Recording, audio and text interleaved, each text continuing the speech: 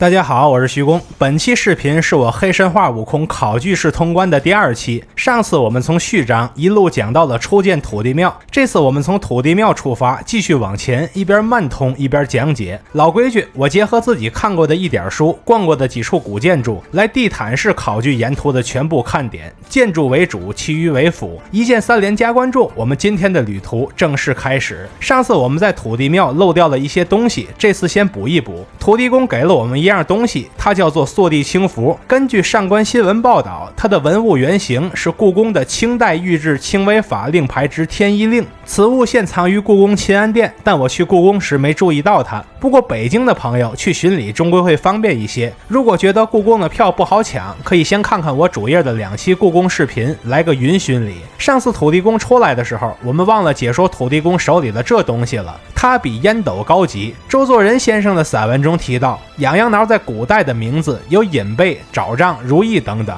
没错，我们现在看到的那些精美如意和痒痒挠都是同根同源的。这个花2400灵运可以买，其俗名为不求人。土地公离开之后，我们打败2个狼妖，能看到前边有一座5殿顶的木牌楼。我仔细看了半天，确实是5殿顶。牌楼用5殿顶的倒是不少，但是4柱3间1楼的，我是一个都没见过。各位看我标出的彩色数字，红字为柱，黄字为间，蓝字为楼，两侧斜着支出来的柱子则是呛柱，其中还有一根是折断的。越过木牌楼，我们继续往前，能在桥的2侧看到这些石质小塔。这个葫芦形塔刹太特别了，我们不难认出，它们就取景自杭州西天目山木塔群中那种带葫芦形塔刹的小塔，中途能采到一些子枝。李商隐有诗云：玉郎会此通仙籍，意向天阶问子枝。现实中的子枝颜色一般都是紫到发黑，它也是一种重要的中药材。图中采集道具色韵的地方是一个头，根据我看造像的经验判断，如果让山西平遥双林寺18罗汉之一的多言罗汉闭上嘴，就和这个造型非常相似了。两者同是额头高耸，左侧眉眼下垂，鼻子形状相同，同样的大耳垂，甚至额头3道皱纹的波折都是相同的，只有嘴不一样。也希望其他 UP 能在我的考证基础上得出最终的答案。再往前走一段，就看到了古护院。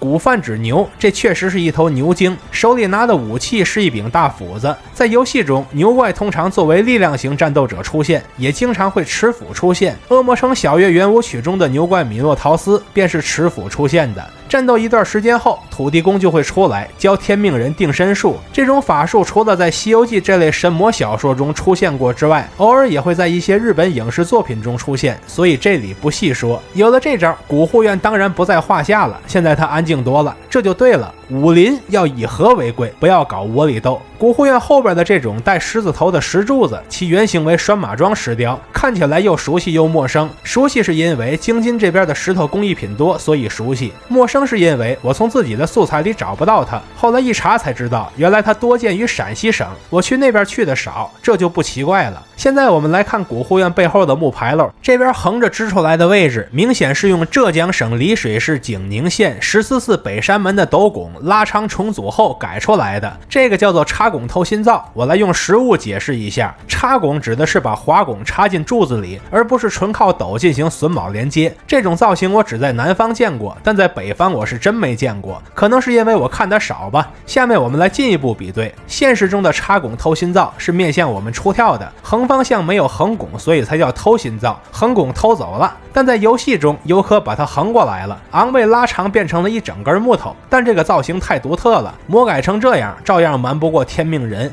有横拱的造型叫做记心造，我们在旁边就能找到案例，但是后边一堆木头挤在一起是几个意思？黄凤岭建筑如果这么盖，我不说话，但黑风山如此湿润多雨，弄成这样就不怕木头病变吗？旁边木头柱子下边这个区域应该是柱子的基座，上边刻着的是祥云纹。再看这个区域，常看我视频的老粉应该能认出来，这是基于佛和菩萨头顶的圆形火焰纹头光设计而成，凸起的部分便是火焰纹的残存，而里边则是菩萨的小坐像。基于现在的黑熊精仍然听从观音命令这件事来看，这里供奉的应该是观音菩萨。现在我的任务完成了，就等待下一位建筑大佬把这个牌楼拆碎了，分析剩余的构件了。后面的大型牌楼基本都是此处素材的复用，故不重复解说。再往前走一段，这根经床便是山西五台佛光寺东大殿前的石经床。我们来对比一下细节，同样的八角形基座上有同样的捆门，上边是同样的复联，再往上是同样的狮子，同样的仰莲，连仰莲上边的花纹都差不多。上半截的小龛与佛像尚存，但华盖区域在游戏中已经被砸碎了。现实中的这根经床就立在佛光寺东大殿的门口，它就是梁思成、林徽因二位前辈将东大殿断为堂构的重要依据。在赶路的途中，我们能看到一束火光的背后有这样的造像，它来自杭州灵隐寺对面的飞来峰造像。就这束造像2-3年前就被丁真们扒出来了。我在2023年3月也曾去过灵隐寺和飞来峰，也给这2个地方出了视频，但我当时什么都不懂，所以视频质量也一般。直到2023年底我才开始自学古建筑知识，所以下次去杭州时一定要重新出2期硬核的补上，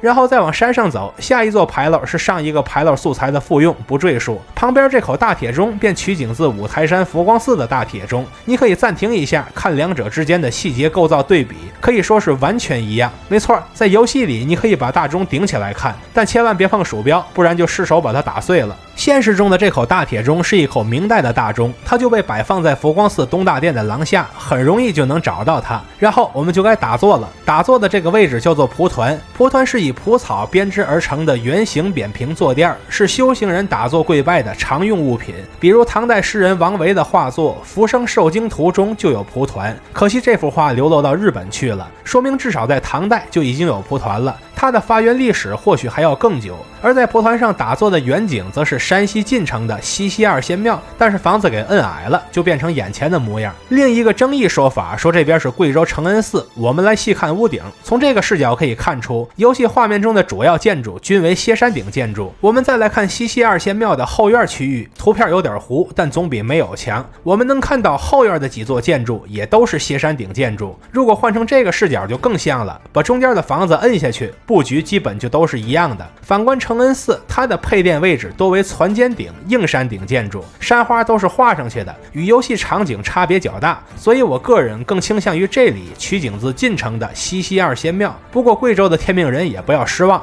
来日方长，只要我们多多努力，就迟早能挖出新的取景地。临走之前，我在蒲团旁边看到了一个博山炉，已经有很多人认出来了，它就是河北省博物院的西汉鎏金奇兽人物博山炉，这是满城汉墓出土的文物。但其他 UP 好像都忽略了一件事儿，前几天这件文物在上海闵行博物馆出差来着，现在已经结束了，但下一站它是回河北还是去别墅出差，我们还得高度关注一下，避免巡礼的时候扑个空。最后抵达苍狼林外的土地庙，本章其余的土地庙都是一样的造型，前面讲过了，这里不再赘述。然后土地公出来了，把天命人变成了一个金蝉，这样就可以飞行，还能避开很多小怪，就到了 BOSS 幽魂区域。这个区域还有不少石碑，经常看我视频的老粉对石碑绝不会陌生。一般我在古建筑区域内看到石碑之后，都要花点时间读一读碑，但是黑风山的石碑基本就是同一个素材反复用，而且上边根本看不见字儿，就不仔细说了。现在我们终于要打幽魂了，前几次打根本打不过，别人都是无伤一套连死幽魂，我这边是幽魂一套无伤连死我。死了30多次之后，我重点加点劈棍就能控住他了，一旦他脱离控制就定身，定身 CD 就变身广志。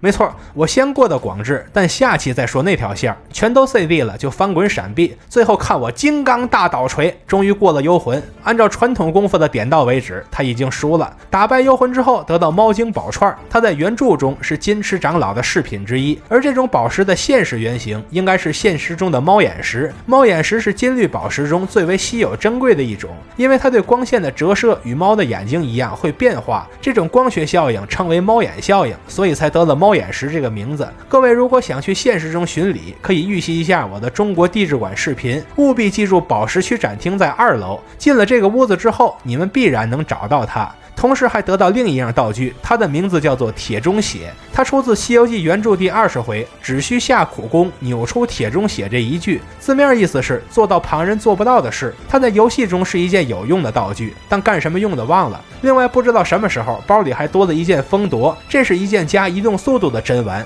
在古建筑的区域，我们可以经常看到风铎，在较为古老的时代，它也曾作为战场的指挥工具使用，但在古建筑的区域，它一般是充当惊鸟铃使用，不过效果一般般了，鸟根本不怕它。我印象最深的惊鸟岭是山西灵丘绝山寺砖塔的惊鸟岭。那天风大，吹得风铎哗啷哗啷作响，感觉自己和千百年前的古人听到了同一份的声音。而我初次关注惊鸟岭，则是在去年年底于河北玉县玉皇阁注意到了它。这一次是我第一次给黑神话悟空做视频，也是我黑猴巡礼的第一站。当初真是没想到这个系列能做这么多期，甚至比平时的视频都火，更能借此机会认识好多一起直面天命的战友。可能这一切都是机缘巧现编织的宿命吧。好，我们本期的内容就解析到这里，在下期内容中，我们就从幽魂区域出发，继续探索黑风山附近的其他区域，各位敬请期待。